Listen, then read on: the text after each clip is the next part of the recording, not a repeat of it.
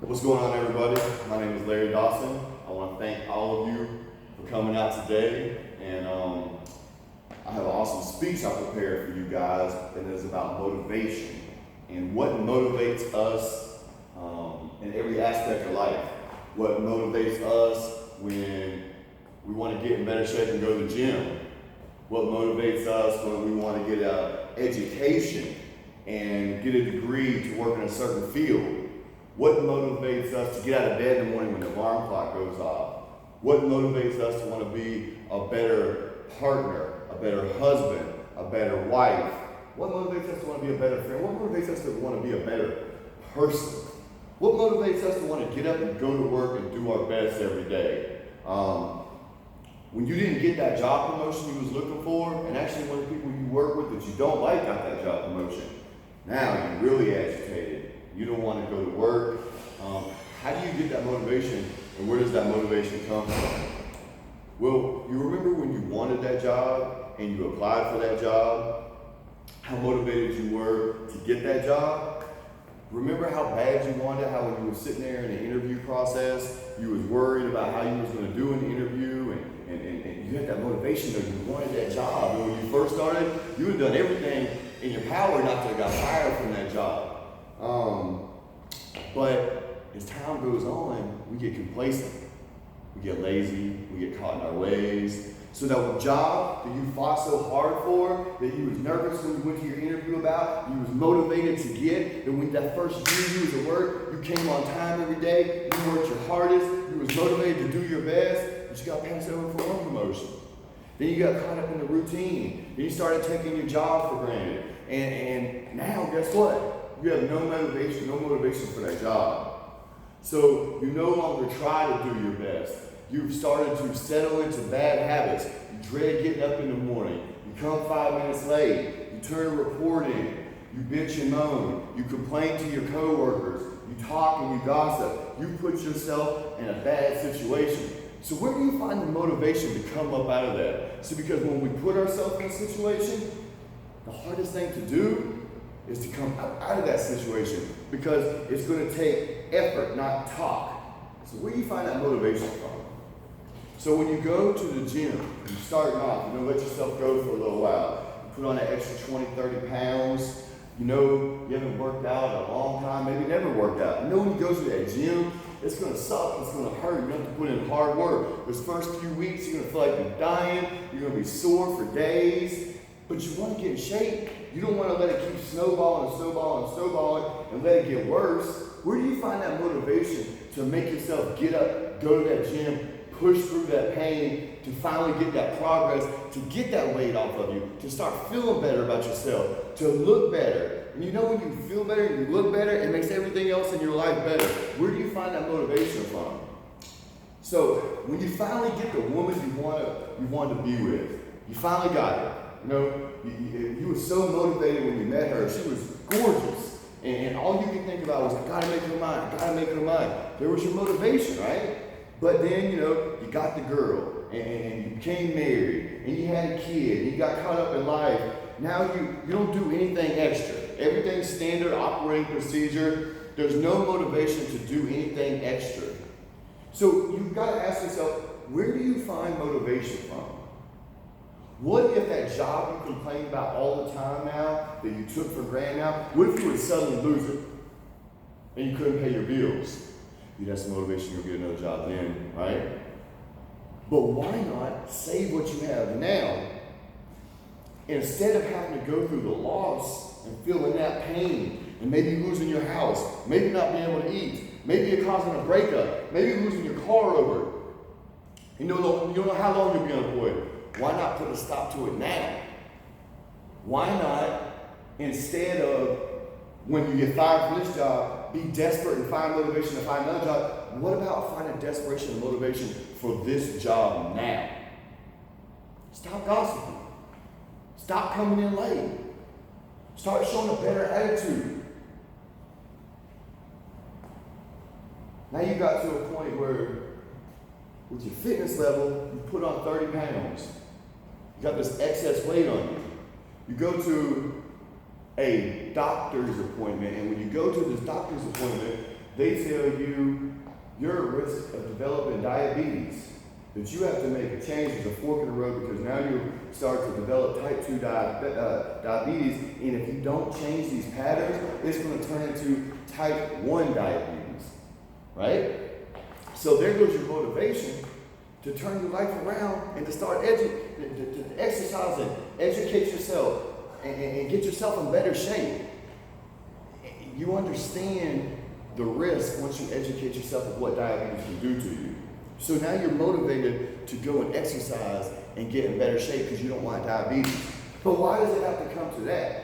Why can't you have the motivation to not want to do that?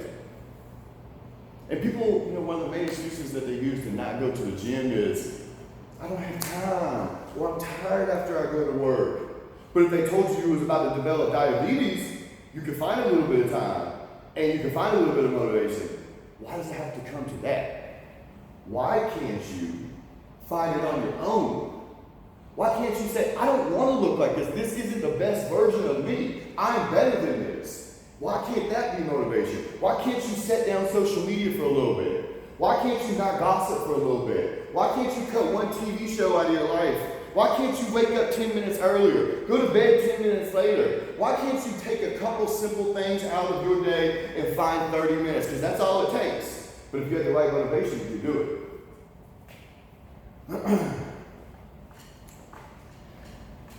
So now, what if that relationship you was in, that you've been taking for granted now, that you had the woman, that you had the kid, you had this relationship with for a while, what if now you find out she has a talk with you and sits you down and tell you, I've been holding this in for a long time and I've been taking it for a long time. I want a divorce. Holy shit. This was the woman of your dreams. This is the woman you worked so hard to get, to court her, to get her, to marry her, to have a kid with her. Now she's talking about she wants a divorce. But now you're sitting there pleading, saying, I'll change this, and I'll change that, and I'll do this, and I'll do that. But why does it have to come to that? That woman that you love so much, why couldn't you have a little bit of motivation to do it before it comes to that? Why couldn't you get her flowers every once in a while? Why couldn't you be the one to make the bed every once in a while? Why couldn't, when she cooked dinner, you say, baby, you cook dinner, I'm going to wash the dishes for her? Why couldn't you give her a back rub every once in a while? Just send her a text every once in a while and tell her how amazing she is and how much you love her. See, motivation is what you make it. What will you use for your motivation? I'm going to give you a quick example. So, let's consider this. Your motivation level is like a thermostat, right? So there's a thermostat in this room, which you're heating and air conditioning, right? So let's say that this thermostat is on 70 degrees. Let's say we open up all the doors and all the windows in here, and we let a bunch of heat in here. The way that that thermostat is designed is it's going to kick the air on. And when it kicks the air on, it's going to regulate everything back to 70. So that's the way your motivation is. Your motivation is stuck on 70, right? Why can't you move that to 100? Because it's set on 70, you're going to leave it there. It's nice and calm. It's cool. It's an even flow. We're not going to rock the boat. We're just going to leave it at 70. You open the doors and you open the windows, and the hot air light comes in. It blows this way and it blows that way. But you regulate everything back to 70. And you keep everything at 70. But what are you really doing with that? Right? Where's your motivation to go a little higher, to do a little bit more, to not be just set in one place like that thermostat at 70 and try to keep everything at 70? You have to have motivation, a fire that burns within you. You have to find that motivation from somewhere to make you go. What makes you tick? To each individual, it can be different. But one thing I do know is that we all have things that we really love and people we really care about. And let's just say, for example, let me give you something, for example, right here. So let's just say we have this gentleman over here, and he's been wanting to get into shape for quite some time. Matter of fact, he said to me earlier, man, I would give anything to look like you. My response to him was 6 months of dedication and hard work, you could. So let's just say he's not going to do that on his own because he doesn't have the motivation. He can't make himself find 30 to 45 minutes a day to work out. He finds excuses instead because he doesn't have the motivation. Let's say that someone called him right now and said, I've kidnapped your mother. And in 100 days, if you don't look like this, I'm going to kill your mother. That's a terrible analogy.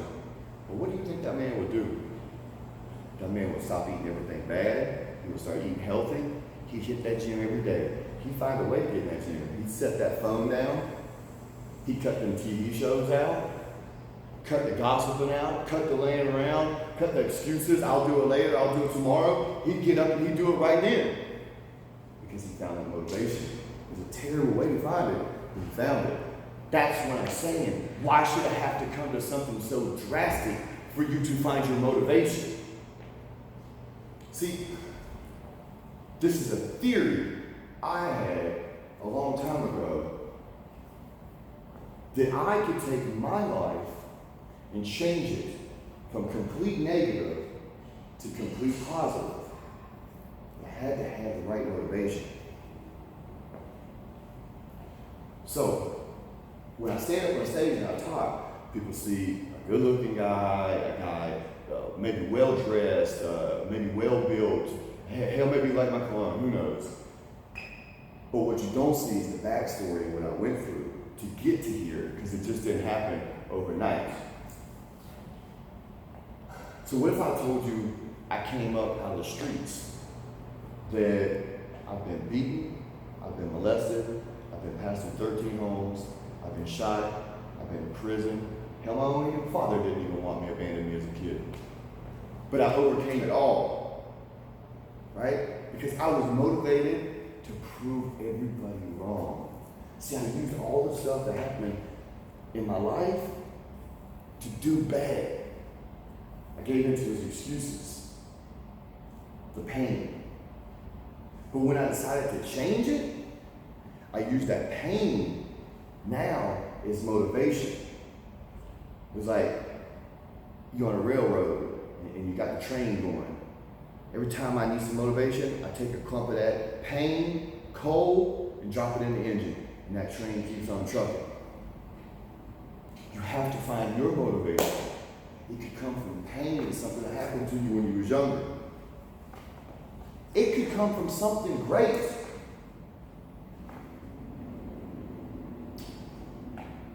You know, you have kids, and sometimes kids gravitate towards a grandparent, towards a mother, towards a father. You know, one of my daughters is definitely a daddy's girl, and she. I feel the same about her. We've had an instant bond like this from the moment she was born, and so I'm gonna give you another example. Not only did I use pain as fuel and motivation to push myself harder than anyone else did, to prove everybody wrong, to prove that I could change, to prove that I could be who I am today, but I also used love. The love for my daughter. Whenever I was in prison and I was struggling to get through days and moments and get through this situation, after I decided to make a change, I actually used my daughter as motivation. How much I loved her, and how much I wanted her to be proud of me, and how much I wanted her to be able to see me turn my life around, and how I wanted to be her hero. And I use that as motivation. So you can use pain from your past as motivation. You can use happiness and love as motivation. My daughter told me last year that I was her hero.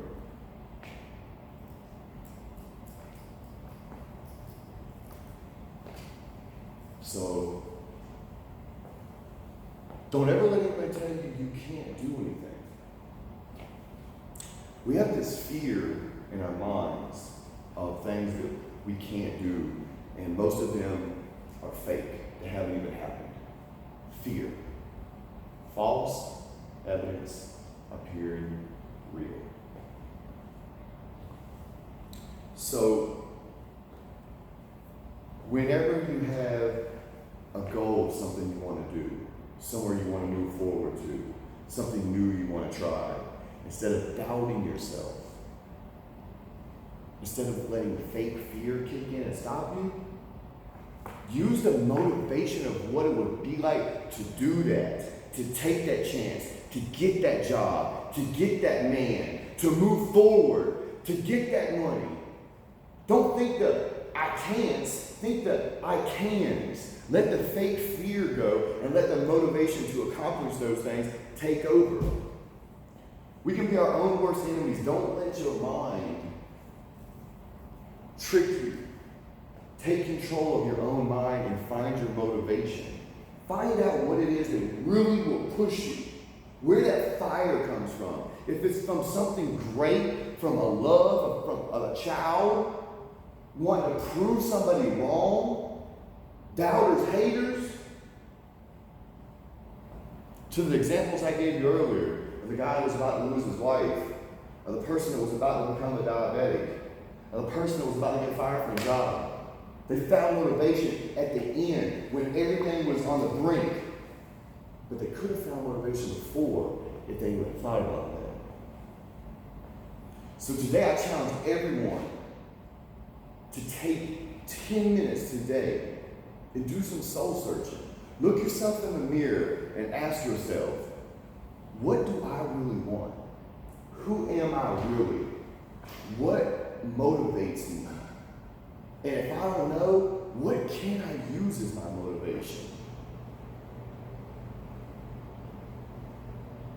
Could it be because I don't want to lose something? Could it be because I want to gain something? Could it be because I want to prove somebody wrong?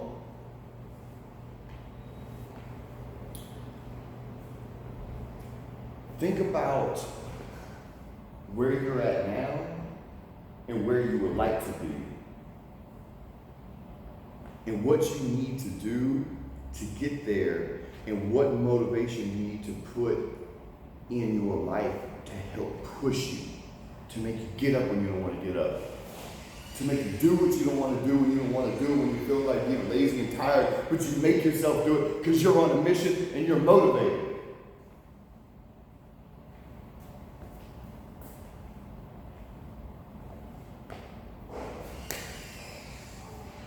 So, everybody in here is going to find a different reason, because everybody's life is different and everybody's on their own path. But I challenge everyone to find that motivation and where it comes from and what it will take to get you to where you're trying to go. And before I end this, I want to say this really quick. I cannot stand when people say to me they're okay with where they're at. But yet I can see that they don't like their jobs that they have. That they want a new car, but they can't really afford it. That when they go into a store, they have to check the price tag on anything before they buy it and weigh their options. That if an emergency were hit, they're not really sure if they'd be able to make it through it or not. Hopefully they could. So they say to me, they're okay with where they're at. They're okay with settling to the average and stuff. And I say to them, no. You owe it to yourself, and you owe it to your kids, if you have kids, to do better. Because if you have kids, you're showing them and teaching them that it's okay to settle to be average. Instead of pushing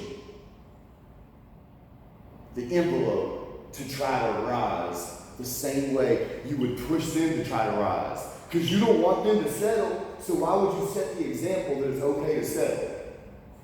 You want them to be great, and you tell your kids that they can be anything. So you have to set the example. Because if they see you settling, you're going to pass that down. So why not use that as motivation? So your kids can see what it's like to strive to be the best. And if you get knocked down, get back up. And if you get knocked down, get back up again. No matter how many times you get knocked down, get back up. And guess what? Even if somehow you don't make it to the mountaintop, guess what? Your kids will get this. They come from a family that doesn't give and will keep on trying and keep on trying and keep on trying. And watch how that rubs off on them. If that's what you need for the motivation, then that's what you need for the motivation, and use that for the motivation. Thank you, everyone, for listening to me talk today. I appreciate it. Any of y'all can check me out on my YouTube channel. All you gotta do is go to Larry Dawson, BTBU. I'll come right up. Also on Instagram, BTBU Fitness, and on Facebook, Larry Dawson. Once again, thank you everybody for having me.